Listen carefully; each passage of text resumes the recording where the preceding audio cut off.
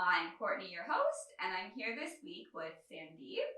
Hi. Sandeep is here to share her experience and journey through postpartum depression with us because she's taken her story and she has become an advocate for awareness and things like that for the issue.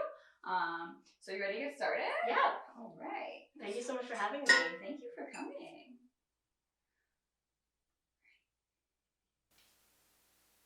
Oh wow. You're so great. Oh boy.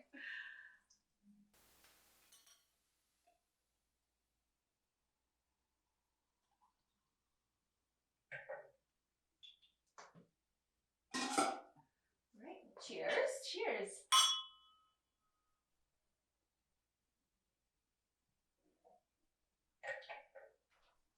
All right, so over the past, couple of years, mental health has become a huge issue that's been in the news, in the media. People are advocating for it. There's Bell X Talk. So with that, kind of the mental health of moms and new moms has kind of come to the forefront as well. Yeah. So there's quite a few different terms that are being thrown around, and I'm sure there's a little bit of overlap between them all, but I wanted to kind of break down with you kind of the differences between each one. Sure. So baby blues. What are the baby blues? Sure. So maybe what I'll do is just kind of step back and just say kind of all of these different conditions that we're going to be speaking today are kind of under an umbrella called perinatal mood disorders. Okay. So the baby blues aren't a mood disorder per se, but baby blues are, kind of that change in mood that happens a couple days after the baby is born and can last for up to 2 weeks. And so there's different reasons that the baby blues happen. It could be hormonal changes, sleep deprivation, and just adjusting to having a newborn in your life, because it is quite a big change. Yes. And also just a physical recovery of giving birth. As we know, it does have a big impact on our bodies. And so the baby blues are, like I said, just a change in mood that happens for a couple weeks, and it includes sadness, crying, some insomnia, fatigue, irritability, and some restlessness as well. And it's quite common. It happens in about 70 to 80% of new mothers. Okay. And so the main difference about the baby blues compared to some of the other disorders is that the baby blues do kind of clear up on their own. You don't need treatment, right? Okay. But it's still important to talk about this with your loved ones, with your doc, if you're a senior doctor or a health professional like a midwife or a doula. It's important to talk about it because you do want to keep an eye on it.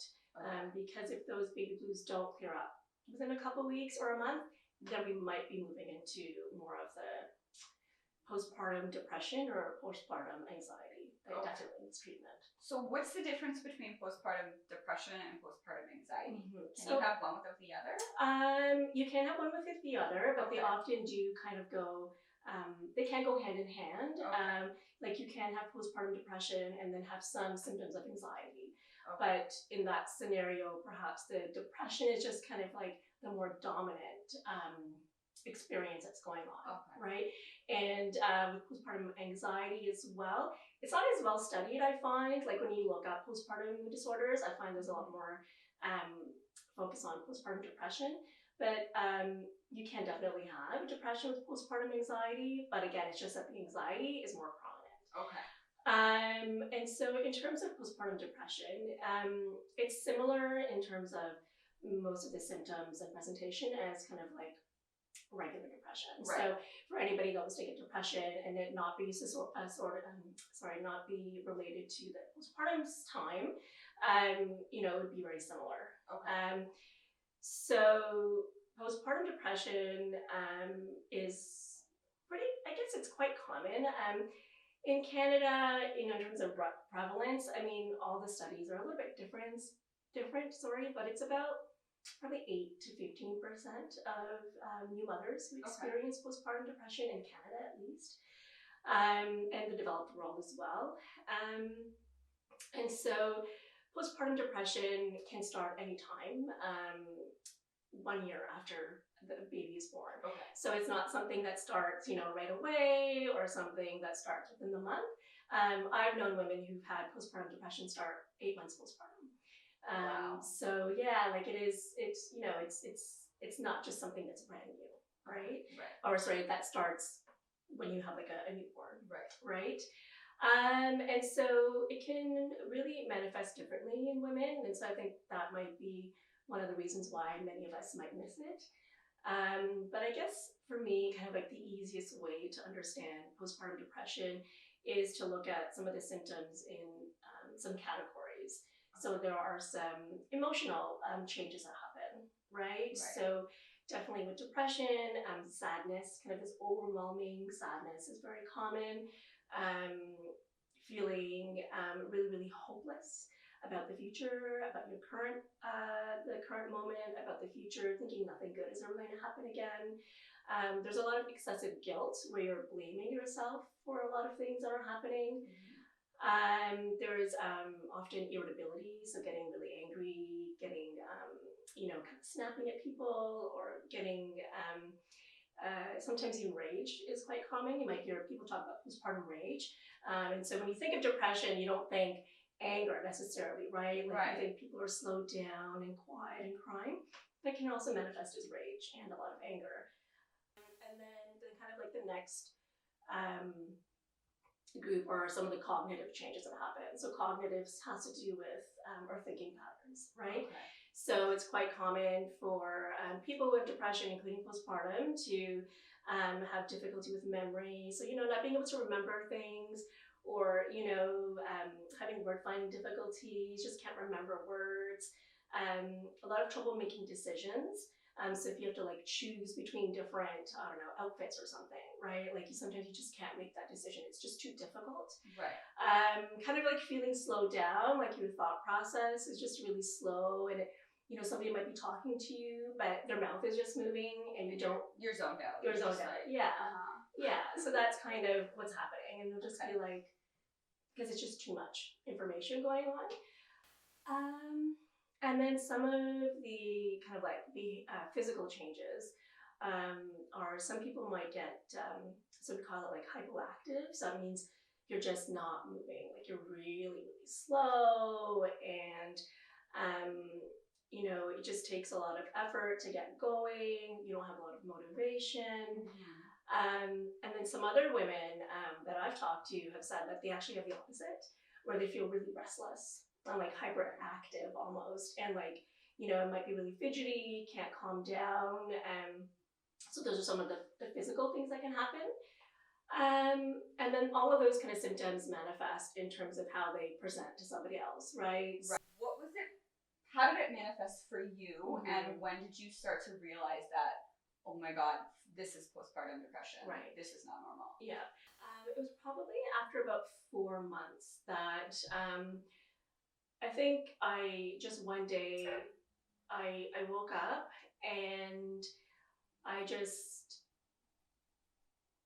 didn't want to do anything. I just felt really, really sad and hopeless. And I was having a lot of trouble sleeping. So I would be in the middle of the night, I'd be crying uncontrollably. I'd be in bed, I'd be thinking, and then I'd just start sobbing, and then I'd like leave the bed so I wouldn't wake up my partner, and I'd just be crying on the couch in the basement. And so when I started to do that, when I started crying uncontrollably and couldn't sleep, I knew, okay, this is depression. Right? Because I'm crying kind of, there's not one specific thing that's making me cry. It's just everything is making me cry. It's the overwhelming feeling. Yeah, exactly. That's making you cry. Yeah, exactly. And so for me, again, like I mentioned, like I didn't want to do anything. I had no motivation. Definitely for me, kind of shows up as well. Like I start to skip showers. I was one of the rare moms, I guess, that made sure I took a shower every day. Right. When I had newborn, because that was my time. You know what? I mean, when you're a mom, you have to prioritize. Exactly. That's something that's really important to you, that you want to have a shower every day. Exactly. And that's your priority. Like, whereas someone else, that might not be their priority. Maybe their priority is they want to brush their teeth every day. Or maybe they want to do a quick workout. So it all depends on what your specific priorities are, right? Totally. So I don't think you're a rare one. It's just that was That's your true. priority. Yeah, exactly. I love the way that you reframed that. That was my priority. I was like, if I'm taking a shower, that means I'm doing that one thing every day to take care of myself, and I feel fresh. Yeah. You know, when you got the baby on the boob and spit up, you just want to feel fresh. Right. But then I started to like skip showers, and so in that for me, it was kind of like a sign. And I kind of felt like I was just going through the motions. So I never felt like I wanted to give my kids away. I never had any thoughts of harming my kids, like, because that's also very common for women with postpartum. I just kind of was like, I'm here to just take care of this baby, breastfeed it, make sure it's alive, and that's it. You know, like I didn't feel like there was any other purpose for me. I lost interest in doing anything fun. Like I lost interest in having fun with my toddler. I didn't really have an interest in playing with the baby. It was just kind of like, okay, you're fed, you're changed, all is good. I avoided social outings. I didn't want to, see friends. I really dreaded seeing family, going out of the house. And for me, I started to have like a lot of self-harm thoughts and like suicidal ideation, like thinking my kids were better off without me. The only reason I'm here is to give birth to them. And now that they've joined the world, they have an amazing father who can care for them and lots of aunts and uncles and grandparents. They don't need me. So you have these suicidal thoughts. Mm-hmm. How bad did they get for you? So they got pretty bad. They kind of like gradually built up in kind of like severity in a sense. Okay. For me, it like at first it kind of came in the form of just kind of like these intrusive images of what my death could look like. Okay. And for me, for whatever reason, I kind of became fixated on this idea of knives. And kind of always had these, not always, but when every now and then I just get these images of myself taking the butcher knife in the kitchen and like stabbing myself. And the worst that it got for me, it was probably when my baby was about 6 months old. And it was one evening, we'd been out all day. We'd had a lovely day actually. And then in the evening, I had taken a shower. The kids were asleep. My husband was watching TV in the basement. And I had this, it almost felt like an out of body experience where I went down into the kitchen and it was like the knives in the drawer were like calling me. It was so surreal.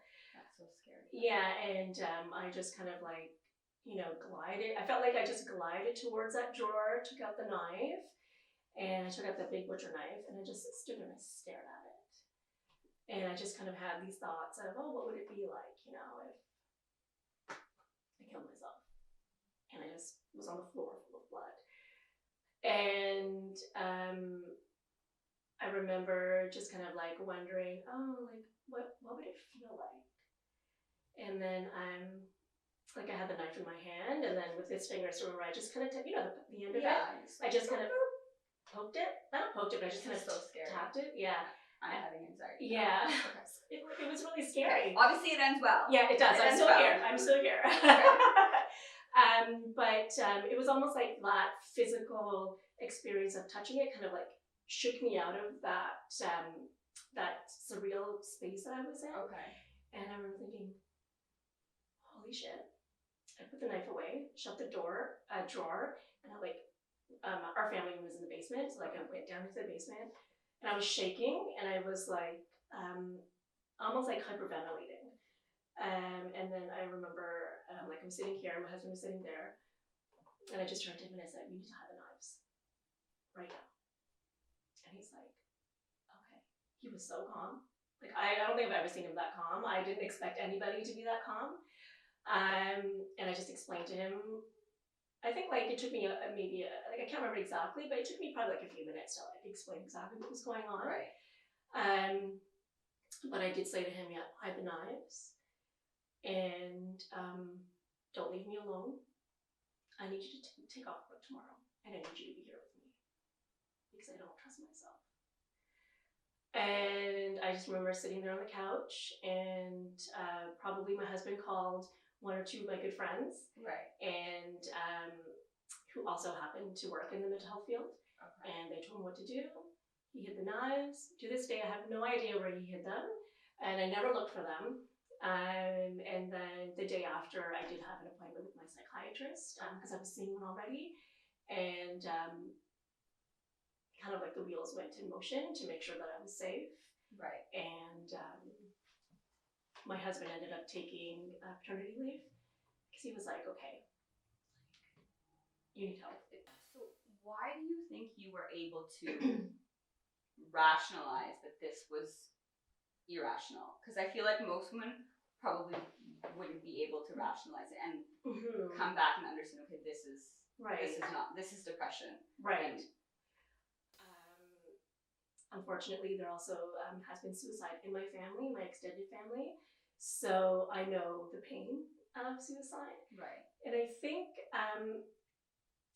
what I knew, whether I knew it in the moment or just kind of knew in my body, is that suicide might end my pain and my suffering, but it would just add to the suffering of others. Right. Right? And I know what that pain of suicide is like for the survivors, and I didn't want to do that to anybody else.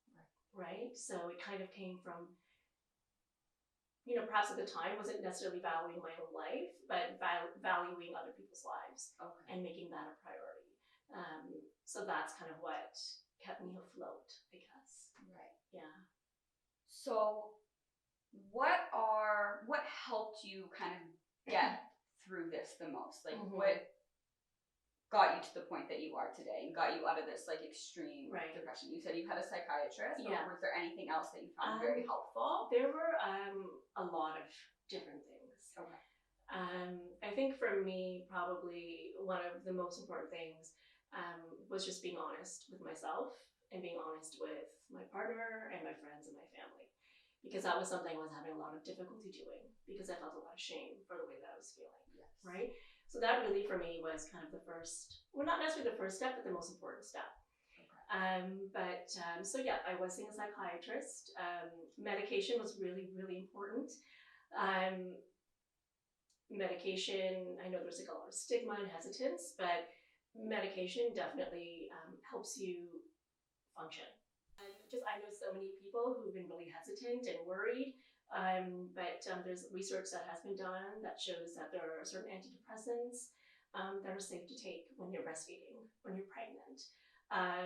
So it's important to have that discussion because it does make a difference. Right, and you know what? Even if you wind up on one that isn't safe to take during breastfeeding, it's more important that your baby has a healthy, functioning mom than it is to have breast milk. Exactly.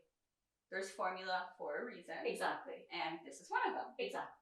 Absolutely. A baby is better with a happy, healthy mom than a mom that's miserable and breastfeeding. Right. I was also part of a wonderful program through the Toronto Public Health.